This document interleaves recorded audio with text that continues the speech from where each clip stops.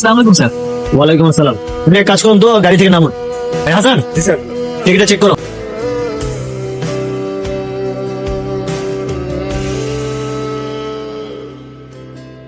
এই তোমার শপিং করানো যাবো না? তুমি না বলেছিলে আমাকে শপিং করতে নিয়ে যাবে? তোমার কাছে টাকা নেই সেটা আমাকে বললেই পারতা। আমার কাছে তো টাকা ছিল, আমি তোমাকে শপিং করিয়ে দিতাম। আমি যদি জানতাম যদি আমাকে শপিং করে নাই দাও তাহলে আপনি এক কাজ করুন, একটু সাইডে আসুন তো।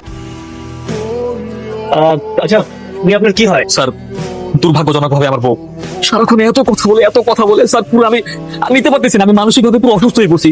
তাই স্যার বাধ্য হয়ে গাড়ির দিকটির পিছনে বেঁধে রাখছি। তো ভালো ডাক্তার দেখাচ্ছেন না কেন? স্যার সেখানে তো নিয়ে যাচ্ছি স্যার। আচ্ছা ঠিক আছে, যান তাহলে, সাবধানে যাবেন।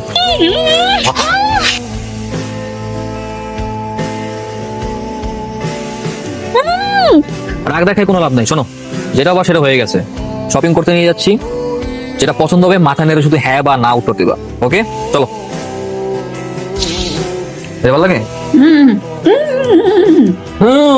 কিছু যে বুঝতেছি না, পছন্দ নাকি পছন্দ না? এটা ভালো লাগে? স্যার আমার মনে হচ্ছে উনি কিছু বলতে চাচ্ছে, মুখটা খুলে দিলে হয়তো ভালো চেঞ্জ করতে পারে। আমার বউ, আমি বুঝতেছি না, তুমি বুঝে ফেলছো না কিছু বলতে চাচ্ছে। হ্যাঁ সরি স্যার। ঝামেলা আছে তো, মাত্র অপারেশন করে নিয়েছে, এই কারণে মুখ ব্যান্ডেজ করা। আর এত কথা বলো কেন তুমি? কত কম বলবা? তাহলে কি কোনটা বলো তো আমাকে। তার মহা ঝামেলা তো। এই সবগুলো প্যাক করো তো, সবগুলো দিয়ে দাও স্যার। হ্যাঁ সবগুলো দিচ্ছি তো, সবই দিচ্ছি। এদিকে আসো তুমি এদিকে চলে আসছি। একটু শান্ত হতে রাখার কি আছে? একটু শান্ত না মা, আবার নিয়ে যাবো, কোনো সমস্যা নেই। যে সব খুলে দিচ্ছি, এই যে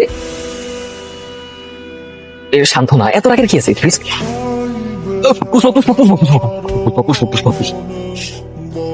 তুমি তুমি তুমি না আসলে অনেক খারাপ। তুমি এখনই আমার সাথে এরকম করতেছো। নিজের হবু বউয়ের সাথে কি এরকম করে? বিয়ের পর জানি কি করবা আমার, তখন তো আমার মুখ কেটে রেখে দিবা যাতে আমি কথা বলতে না পারি, তাই না? আমি সব বুঝে গেছি তোমার চালাকি।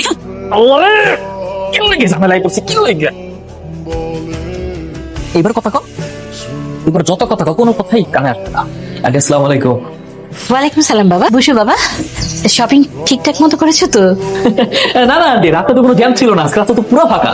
এই মার্কেট করে সরাসরি বাসায় চলে আসলাম, বেড়াই ছিল না। ও আচ্ছা ঠিক আছে, তাহলে তুমি বসো, আমি তোমার জন্য চা নাস্তার ব্যবস্থা করছি। বাবার কথা বলছেন? বাবা তো আন্টি আল্লাহর মতো এখন মোটামুটি সুস্থ আছে। এদিকে সব উল্টাপাল্টা কথা বলছি। মেয়েটার সাথে থেকে থেকে ওর কানও কি বয়রা হয়ে গেল নাকি?